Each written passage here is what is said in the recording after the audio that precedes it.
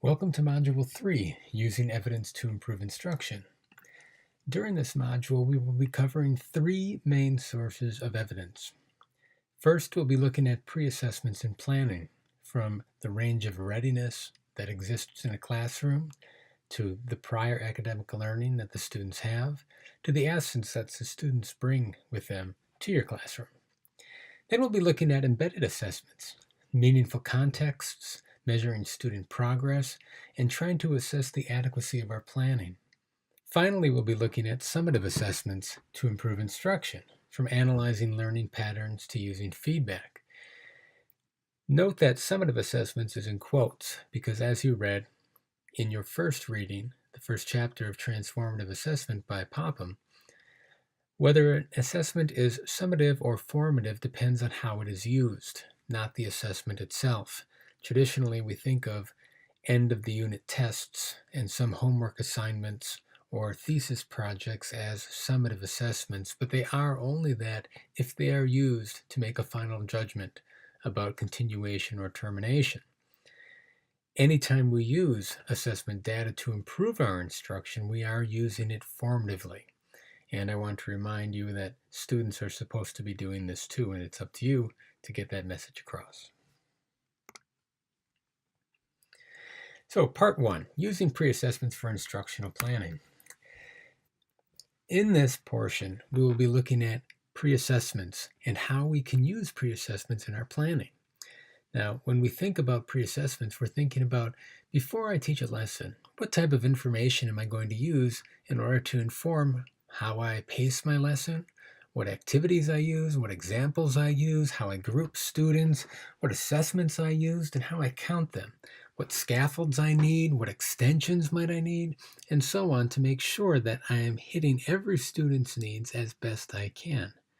We're going to look at three different sources. One, what we know about their prior academic knowledge and general readiness. Two, we're going to look at student assets. And by this, I mean, what do the students themselves bring to the table that you can use to make your lessons more effective? And we're going to talk about personal values and interests. We're going to talk about cultural beliefs and values. And we'll talk about community identity, purpose, and happenings. Finally, we'll think about student needs and supports. And we'll think about, how do you know what particular accommodations you need to include in any lesson based on an IEP or a 504 plan. We're not going to spend a lot of time on this because it will be covered in other areas, and you will have professionals that you will consult with once you are a teacher, or if you are currently in a classroom, you know that you consult with other special education professionals, parents, and other administrative staff to make sure that all those needs are met. Now, when I think about, all the reasons why students are different and require not just a one-size-fits-all approach, right? We have things like learner style and preference. Learning style and preference refers to whether a student typically likes visuals rather than just listening to lecture, whether they need to feel or do, whether they need to be moving, and so on. And a lot of research has been done on whether or not that's effective. Now, the current status of the field is that while it seems so obvious that we all have different preferences as learners, there is no real good evidence that suggests that catering to a student's learning style actually improves the amount of learning that occurs. That being said, I encourage you to explore and identify what your students are very comfortable with, because it will help establish rapport. We're going to talk a bit about motivational attitudes and effort and how we might tap into those. Those are very important things to assess. This goes hand in hand with, what are their current interests, strengths, and talents? How can you use, if somebody is into photography, how can you use that? If somebody's part of the debate club, how can you use that? If somebody likes to dance or is a painter or likes a particular sport, how can you use that in your lesson to make the content come alive and to reach those students a little bit better? We're not going to talk a lot about environmental influences. We're going to talk about cultural diversity in a sense as a student asset, and that the fact that people come from different cultures and subcultures and even family beliefs and so on Uh, those are opportunities for you to connect with your students and leverage what they already know about themselves, about their culture, to make your content come alive. Prior knowledge and skills is perhaps the most important thing to assess in terms of finding that starting point and figuring out what scaffolds and what extensions you're going to need. It's also good to know how fast some students learn. Are you going to have some students who kind of get through everything in the first 5 minutes and other students who take the full 40, right? What do you do with those kids who are done soon? And what do you do about the kids who require a lot of time? You can't just wait for them to catch up.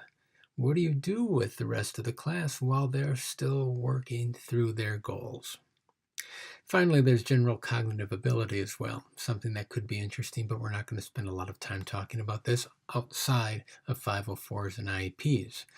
But this is something else that's good to consider, and recognizing that students have a huge variability, or a huge amount of variability in cognitive ability. And that will determine in large part what your general instructional practices are like. So, when we think about pre-assessments and what we really want to assess, we're going to focus on three main questions. First question, what range of abilities do I need to plan for?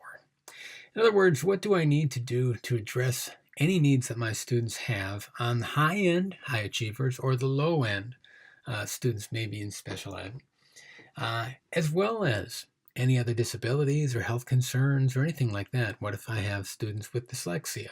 How does that affect my planning? What if I have a student who's diabetic? Might that impact? What if I have somebody who's visually impaired or who can't hear very well, or ELL students? What can I expect? Now, that is just kind of setting the stage then for the next two questions. Once I have an idea of kind of the broad range of things I need to address, my next question is, well, what do my students know that I can build off of? And this is the idea of what are their prior academics, what are their assets and knowledge of themselves or their community or their culture that I can use, and how do I use that as a focal point? We're going to kind of split this a little bit. Now, finally, then, I need to examine my lessons and the content and think about what don't my students know that I need to fill in.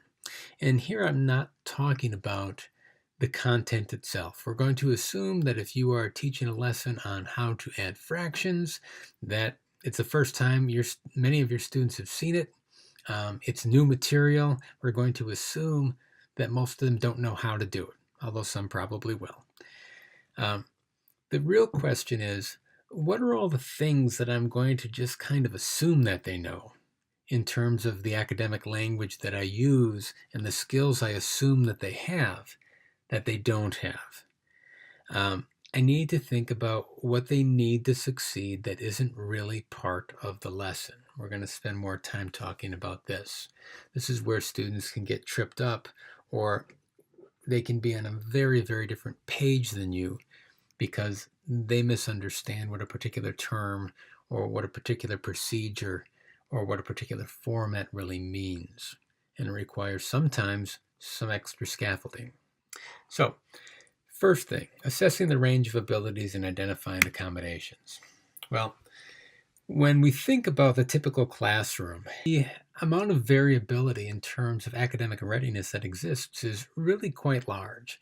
And the typical classroom has 5 to 6 grade levels of readiness in it. Now, this readiness varies across domain and topic, and I'm sure that you've had some friends who were geniuses in music, but could not do math to save their life. Likewise, sometimes people are really into science, but just hate writing with a passion. Usually math and science kind of go hand in hand, and of course reading and writing and literature classes go hand in hand, and that's somewhat closely tied with social studies, but less so with history. And so you're going to have this huge amount of variability, and there is some consistency from topic to topic, but sometimes there are huge differences. And so you have to recognize that in your classroom, even though if you're teaching, say, 6th grade, most of the students are going to be at grade level, some of those students will be, say you're teaching a reading class at 7th or 8th or 9th grade. Some students will be at 5th or 4th or 3rd grade. And that's just the way it goes. You as a teacher have to figure out, what am I going to do with these students who have such different needs if I want them all to grow? Now, this leads then to the idea that I have to include different scaffolds to support and extensions to challenge different students. Now, this requires me, in whatever content I'm teaching, to know what came before in terms of basic mathematical facts and skills, or basic grammar, or basic argumentation, or basic scientific principles, right? In other words, if I really deconstructed all the things that you need to know to do my lesson, what does that look like? And I need to know where my students are and where students typically trip up so I can provide some kind of supports and address it directly. Likewise, I need to know what comes next. I need to know for those students who are, in many cases, already at the standard that I'm trying to teach to. In other words, I'm not telling them anything new. I need to provide something to extend the lesson in order to challenge them and help them grow. And that's not always easy to do. Now, curriculum and standards can be used as a guide, look at the next grade level, or just think about in terms of, if I were going to extend this idea, what would come next? Now, we're going to cover this more when we talk about using embedded instruction, and so I'm just going to leave it for now, but we'll come back to it. Now, if I'm thinking about the lower end of the ability spectrum, I will probably have some students with IEP plans. And again, I'm not going to spend a lot of time on this because this is something that you will cover in other areas. And there will be other professionals in the classroom and in the school that will be helping you and supporting you in this. But one thing I do want to talk about is that you will be working with many other people, right? And when we talk about a student's IEP team these days, it involves a whole team to make sure that that student's individualized education program is followed and filled out in accordance with all the state and district regulations. So when you have students with IEPs in your classroom, any modifications that you need to do to the lesson will be worked out in conjunction with that team on a pretty fairly consistent basis. And you will have to make sure that you make an assessment of the resources that you have at your fingertips or that you have available to you and what that student can or can't do. Again, they will have their own instructional goals, and you will be there to try to incorporate them into the normal school functioning as much as possible. But you will not be holding them to the same academic standards as you hold everyone else. Now, if a student has a 504 plan, the major difference is that students with 504 plans, even though they get accommodations that other students typically do not, what happens is they are still held to the same academic standards. So when we think about different 504 plans and different things that you could possibly target, we're talking about things that have to do with what environment they're in, or how you're going to organize things, or how you're going to help them manage their own behavior. Now, you'll have to consider a wide variety of different needs, from cognitive functioning, whether it's due to something like dyslexia or just some other kind of language or attentional ADHD type disorder, or it's physical, and that can be ranging from some kind of physical disability where they have limited mobility or limited gross or fine motor skills, to something like cystic fibrosis or dyslexia. Now, whatever accommodations you give them, they are just making education accessible. You are not changing the learning targets for them. They're held to the same standards as all other students, but it's just a recognition that there are some things that are getting in the way. And we're trying to remove barriers so all students can have access to an equal educational experience. Now, a little bit more detail. Like I mentioned a little bit before, you have environmental strategies such as putting a student in a separate learning space, making sure they have some sensory breaks if they say that they're high functioning on the autism spectrum. A lot of times that those students can be overloaded by all that's going on, the noise, the lights, and everything, and they may need a break every now and then. You can also think about organizational strategies like providing some students, not all, just some students, with direct skill instruction, giving them reminders or setting them on a firmer time schedule, using some kind of color coding to cue their behavior or to help them organize their materials or thoughts. And this leads into behavioral strategies about making sure that you may have to have some special reinforcements or punishments. And by reinforcers and punishers, I just mean things that increase or decrease the likelihood that a behavior is going to occur again. Logical consequences, parent conferences, and behavioral contracts also may become a part of addressing 504 behavioral strategies.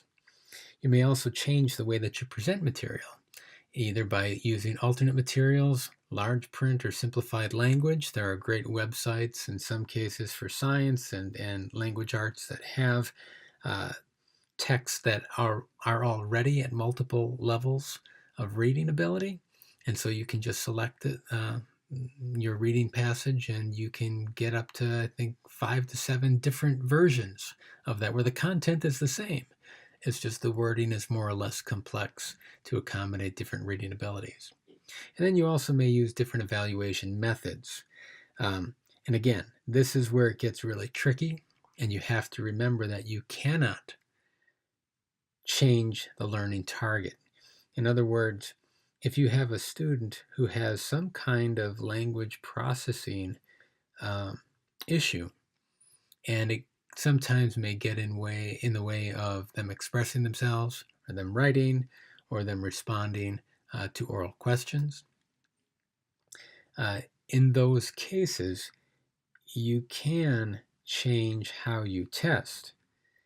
But if it's about reading, you have to require them to read. If it's about giving a speech and they have some type of speech impediment, you have to grade them according to the standards.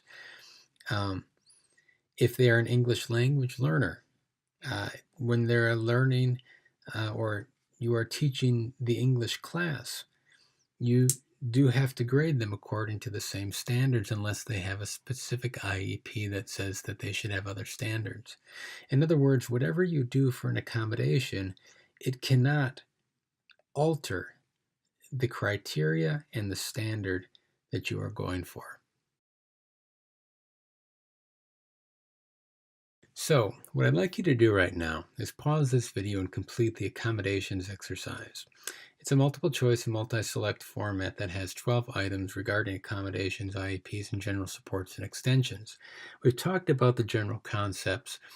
The exercise itself provides a few examples and then asks you to apply those examples to answer questions on a quiz. Feedback is given, and you will be evaluated based on your ability to apply these ideas. Now, the next question I'm going to ask is, what do my students already know? And in order to answer that question, right, I am going to be looking at a few different data sources. One, I'm going to be looking at targeted pre-assessments, and these are the best sources of information that I can possibly have. I will also be considering their work in previous related tasks, but because skill and knowledge varies so much between domains and within domains, right? You've probably all had times where even in algebra class, say, some things came really easy and others were a total mystery, right? Relevant work or related work isn't the best indicator of what future success is going to be. I can also look at test scores, and by this I mean standardized test scores. And I While those can be a decent source to get a general idea, again, because those tests themselves are somewhat unreliable due to motivational issues. It's always hard to know whether or not the students were trying as best they could. They're typically short, and you will probably have more information in terms of previous work in a particular class that's more relevant.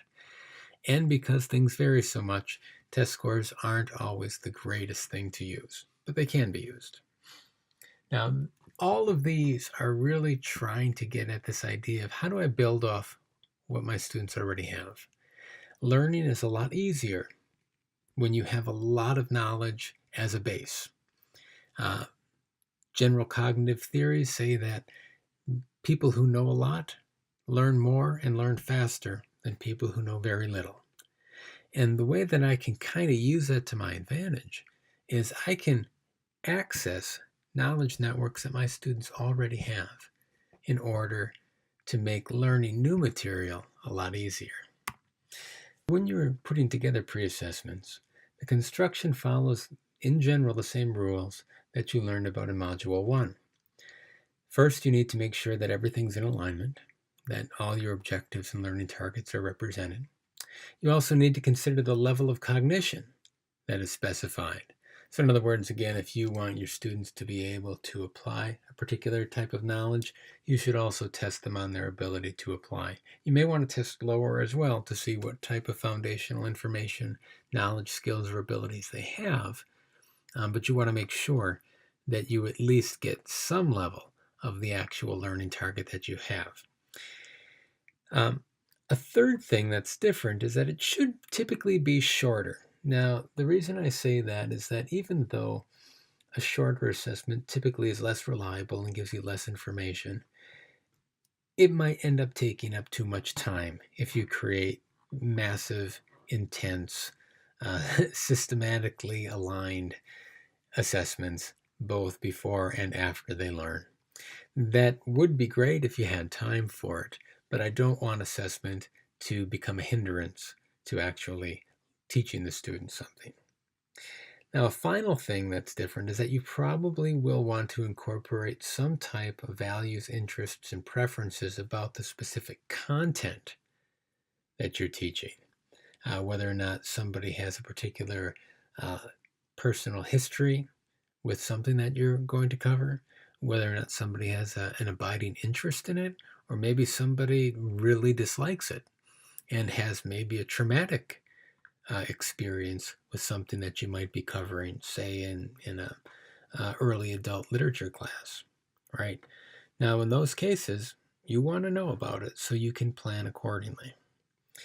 Now, once you administer the assessment, a lot of times people do it at the beginning of class just to get a feel. And if you're doing a whole class discussion or asking for people to raise hands, it can work okay, but it's really limited in hearing from everyone because you won't have time to talk to all the students in your class.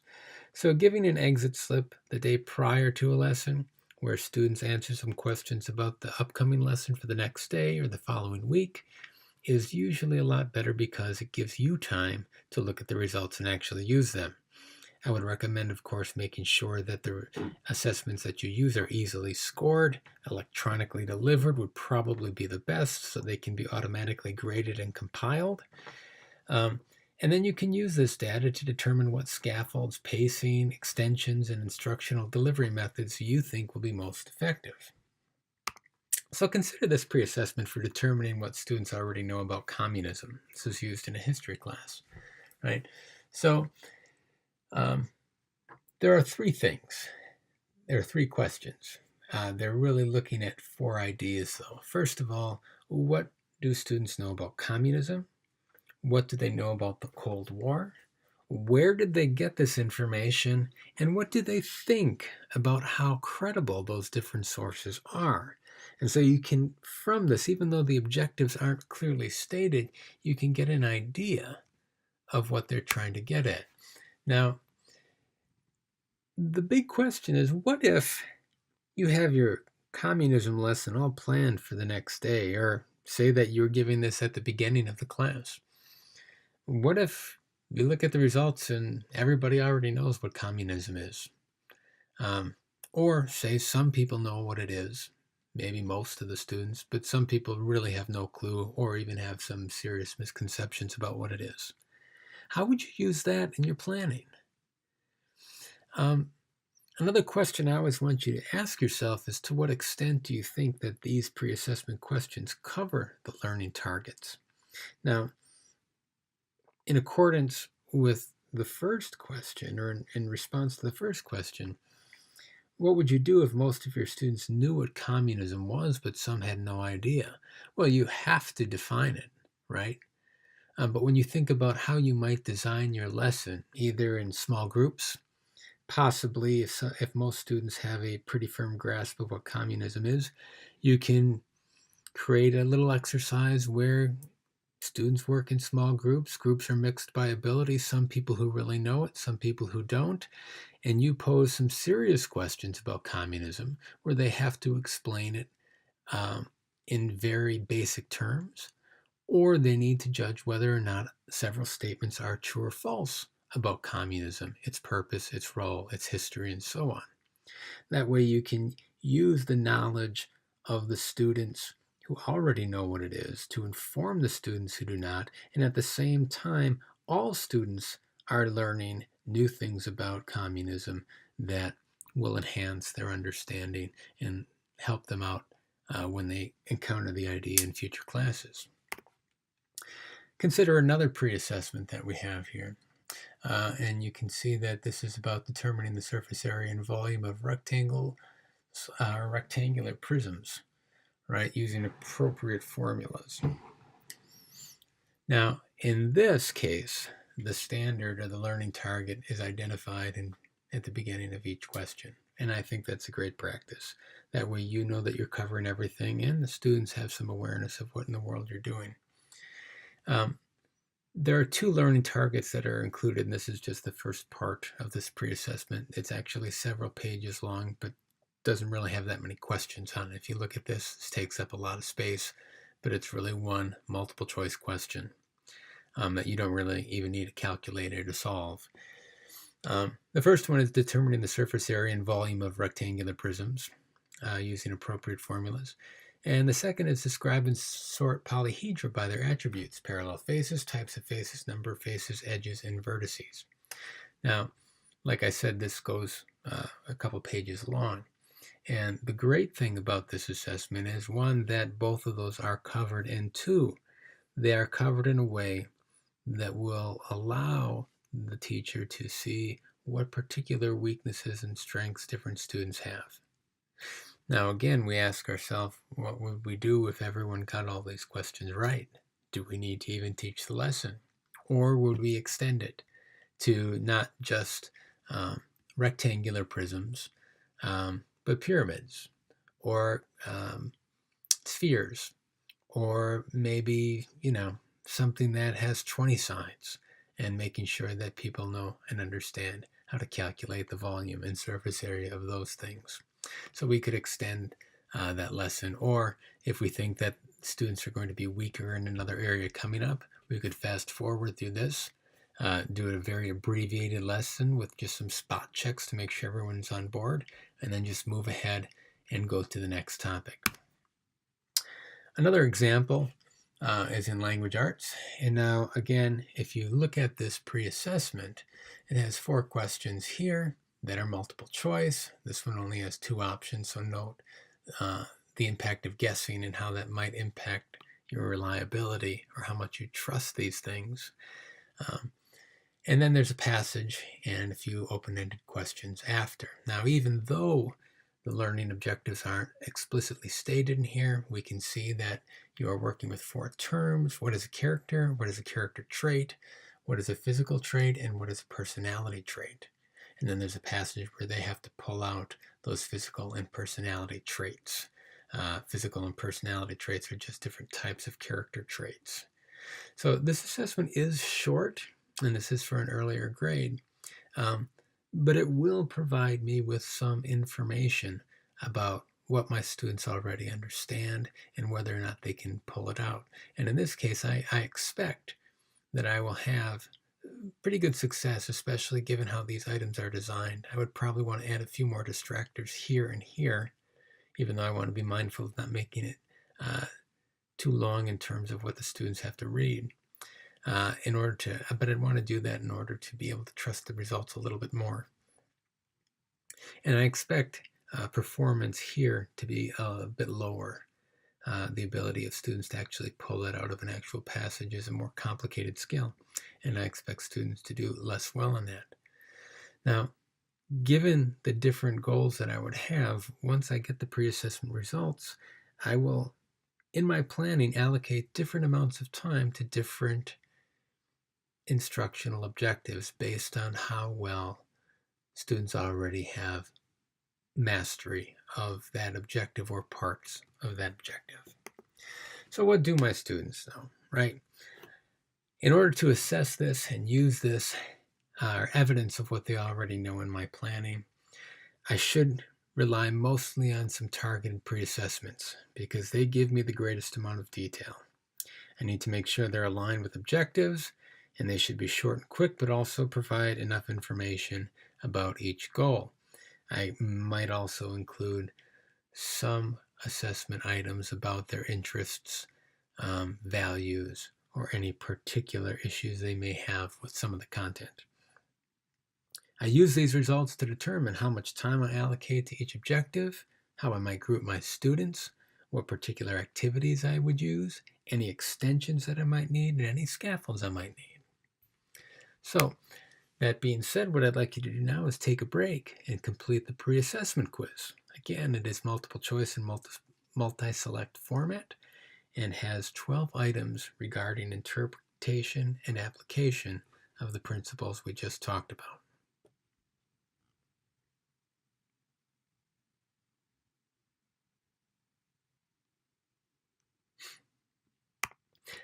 The next question we ask is, what don't my students know?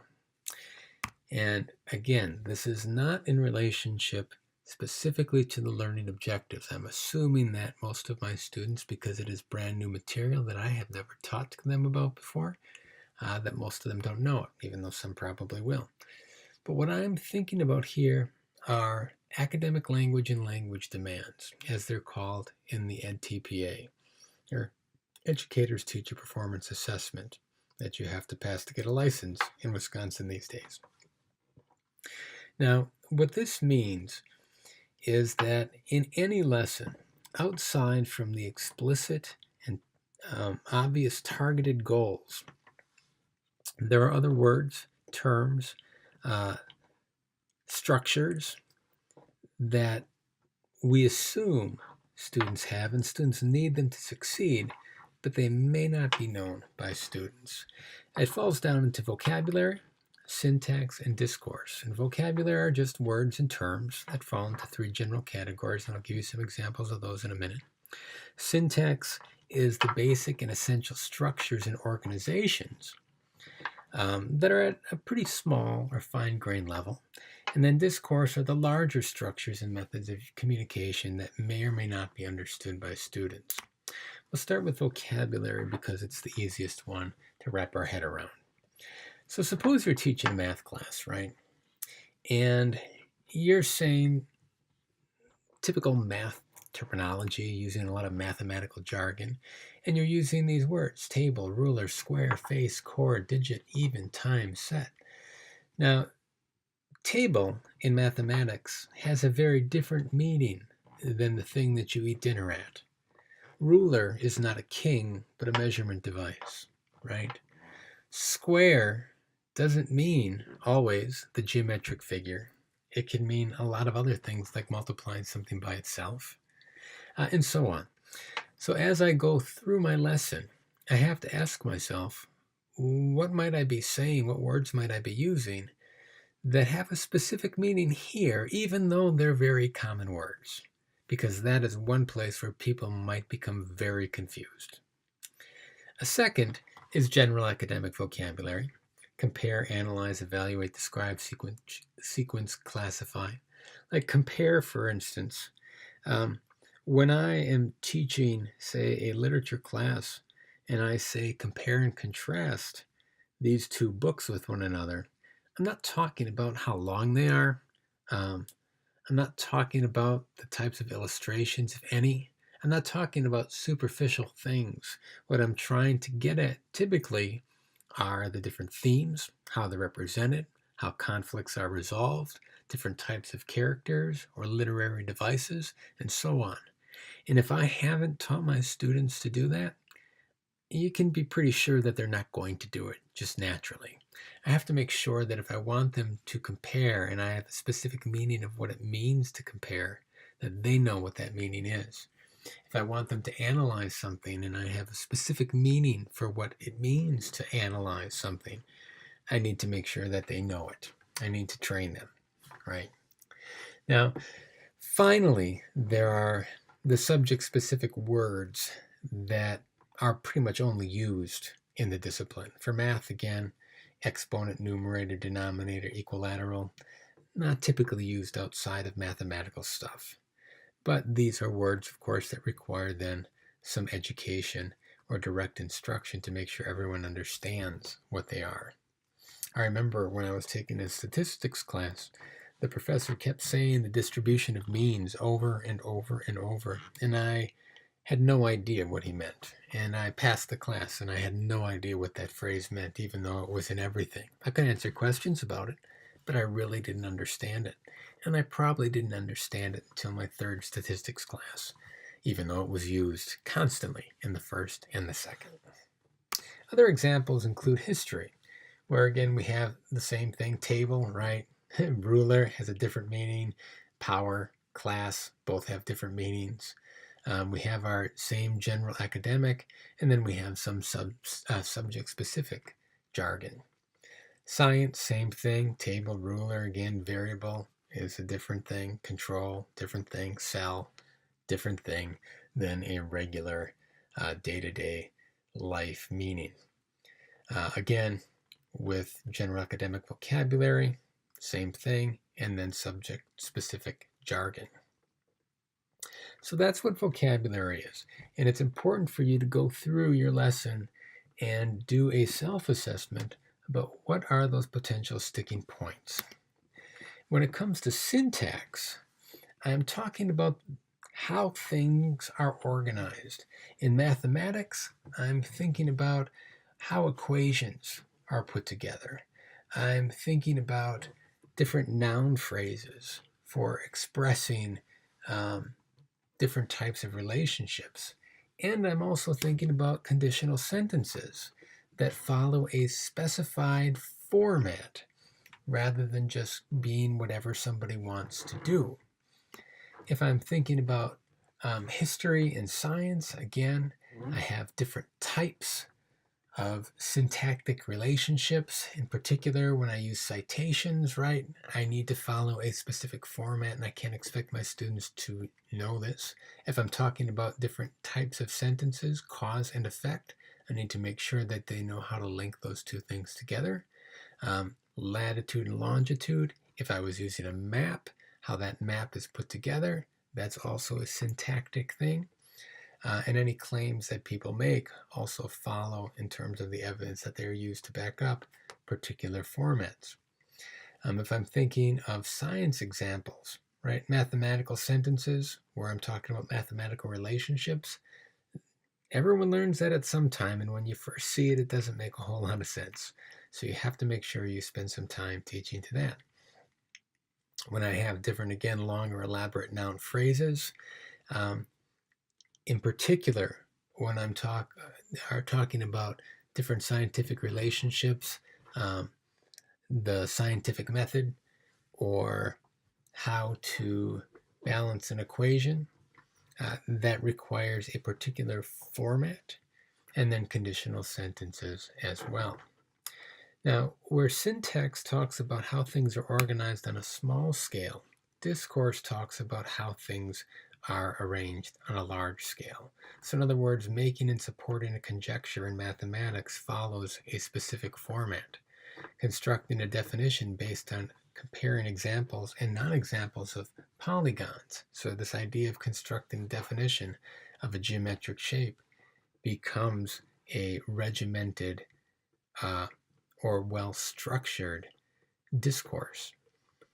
Interpreting different graphic representations, such as graphs, diagrams, and figures, also requires a particular format of communication that is mathematically specific. Likewise, I have other examples from history and science, where in history, constructing different arguments or having debates, writing speeches or essays for different purposes, newspaper editorials, political cartoons, all these things follow particular formats that are somewhat nuanced and somewhat unique to the particular field. In science, completing lab reports, writing analysis and conclusions. In lab reports, explaining materials, making predictions, talking about different procedures or interpreting graphs. In language arts, if I'm writing to entertain or persuade or inform, I also have different forms for doing those. So vocabulary, syntax, and discourse are three things that you need to consider when you are looking at your lesson. So when I'm thinking of a summary of what my students don't know, language demands refer to the things that you're not explicitly teaching, but that students need to succeed. There are three different types: vocabulary, syntax, and discourse that we care about of student success. So you can incorporate this into any pre-assessments that you conduct as needed. If you think that there are some terms that are somewhat questionable, or you're wondering whether or not students remember what you mean by compare and contrast, you can put those in a pre-assessment just to make sure. Although you'll probably know things like that already based on your previous experience, as long as you're looking for them. Also, use your knowledge that you have about your students and the things that you've already taught them to make sure that, or to focus your attention on what you need to supply them in terms of scaffolds. Now I'd like you to take another break and complete the language demands quiz. Same format as the others. It's going to look at a few different examples of different learning targets, learning goals, and what particular vocabulary, syntax, or discourse might be potentially something you need to supply scaffolds for. The final thing we're going to look at is identifying student assets. And student assets refer to individual interests, values, motivations, and beliefs, cultural perspectives, perceptions, and values, and community history, events, and priorities. Right? Everybody has a ton of knowledge about themselves, about who they are culturally, about what has happened to them, and where they live. Those knowledge networks are great things to access when you are trying to teach students new knowledge and new skills. Now, the question is, how do you know about these things, right? How do I know what my students care about, what they're interested in, what their cultural identity is, or what's going on in their community? Well, so three main ways. One, interest inventories. And if I'm thinking of interest inventories, I can think about asking students specific questions about content, about school, about reading, technology, learning, whatever I care to put on there. I will also be observing my students, right? How they behave, what they do, what they don't like to do, who they hang out with, and so on. And I can also have conversations with them about their personal goals, how they might relate to the school and the content that you're teaching them. Now, if we want to get in a little more in depth on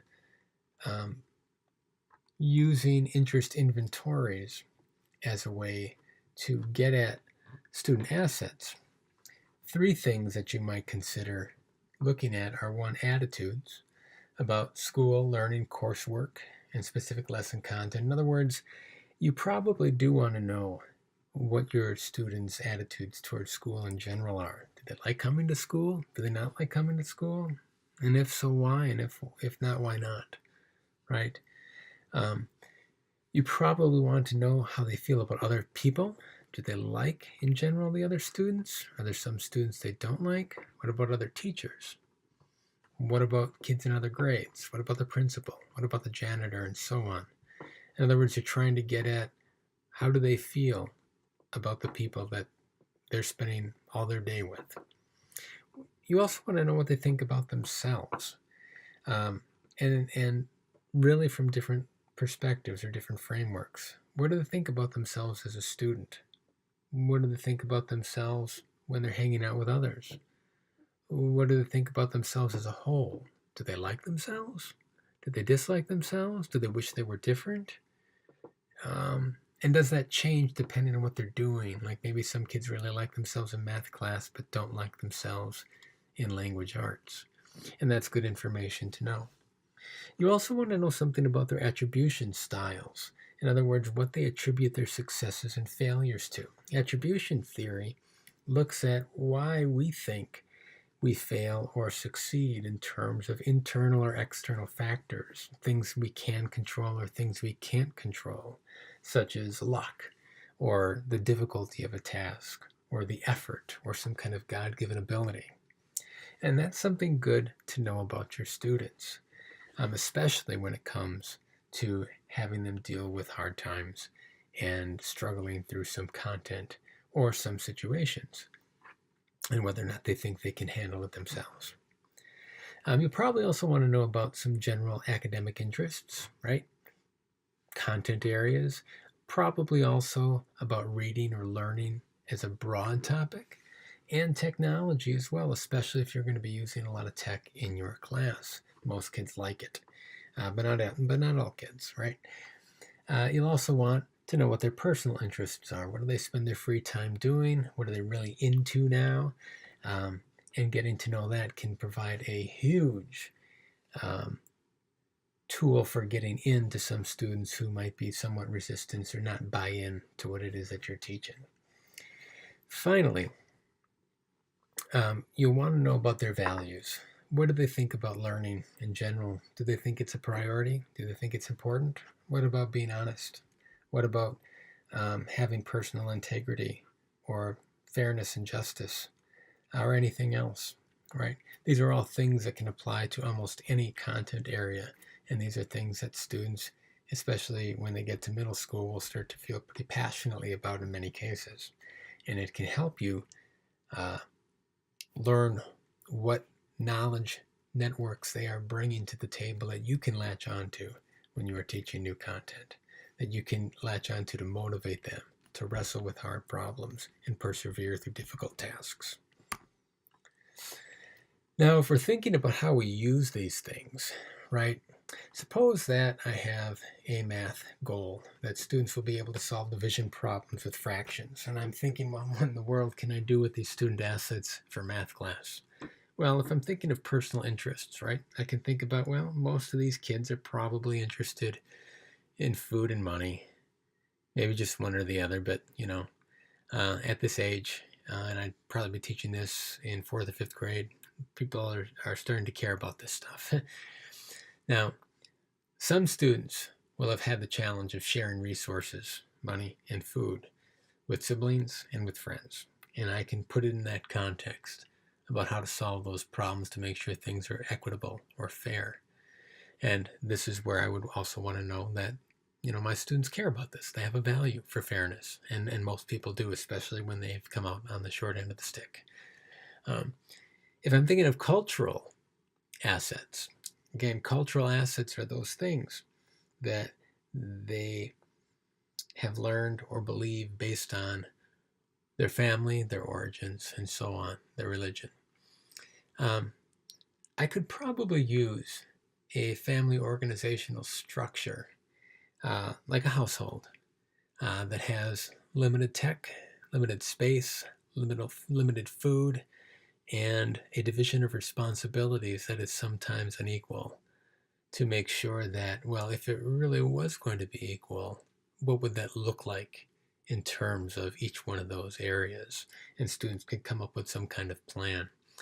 If I'm thinking at the community level, right, I can think of the school community and sharing the playground or other student resources evenly among grades, homerooms, or even smaller groups such as special interest groups or student organizations, right?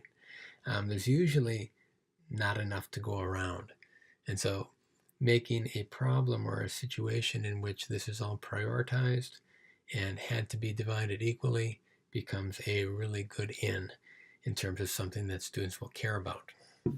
But that's something I would have to assess directly and make sure that they do care about that sort of thing before I went through all that work. If I'm thinking about science, right, and say I have a science goal that students will relate mass, volume, and density with one another.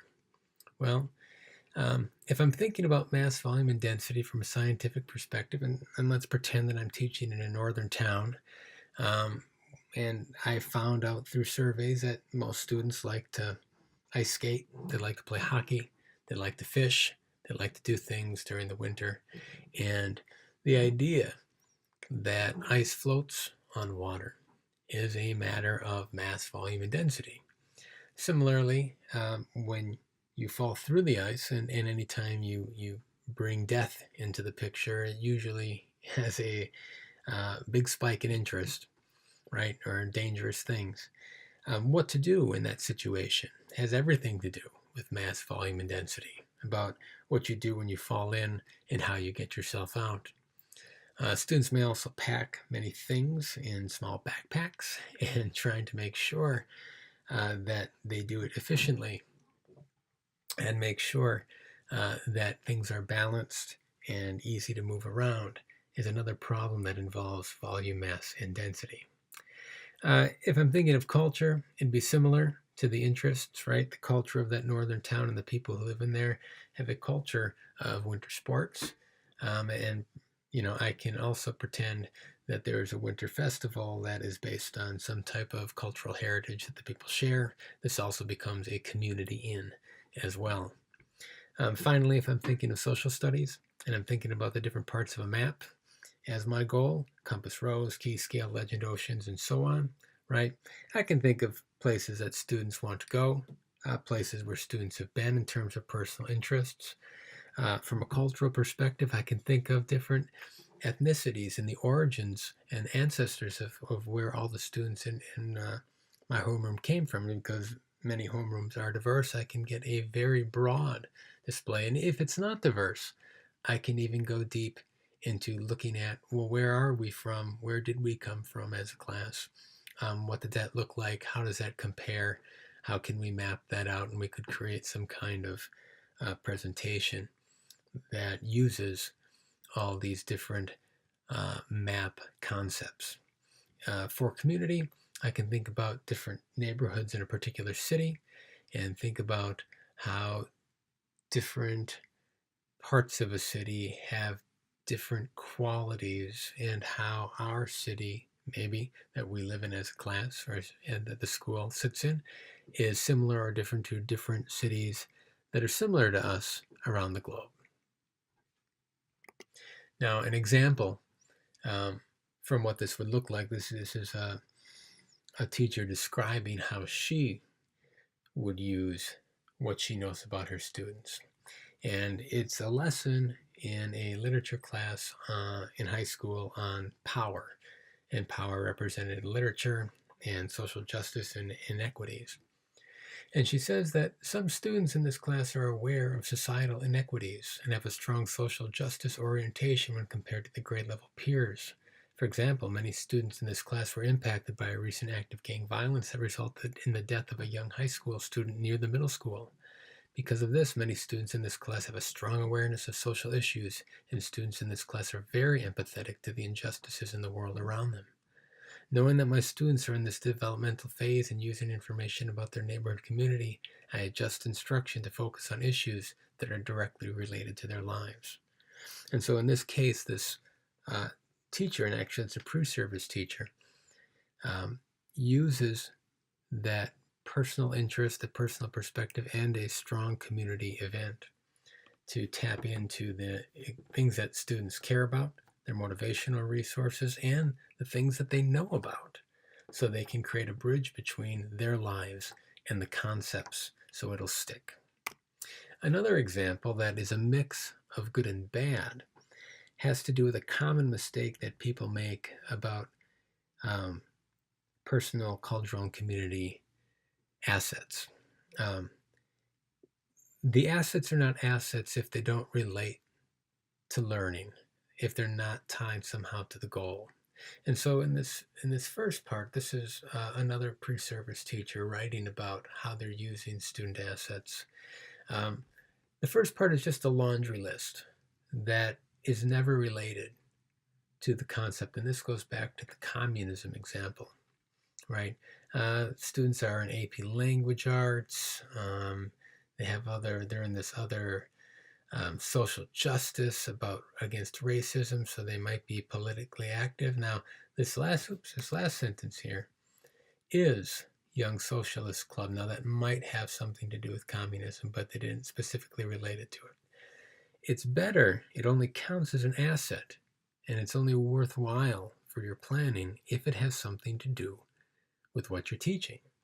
And so this particular teacher candidate says that 28 of the 30 students in this group come from multi-generational American families, which I believe could impact their perceptions of communism.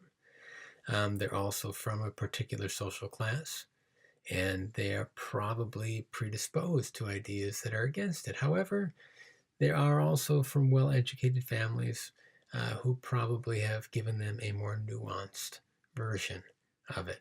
So this person is expecting a large variety of perspectives regarding communism and a large amount of variability in what people already know about it. And they are going to use that to make the lesson come alive. So, summary, right? Students bring a lot of knowledge and motivational resources or assets with them to class. Identifying what those are should be a common practice for all lessons, and you should consider personal, cultural, and community sources.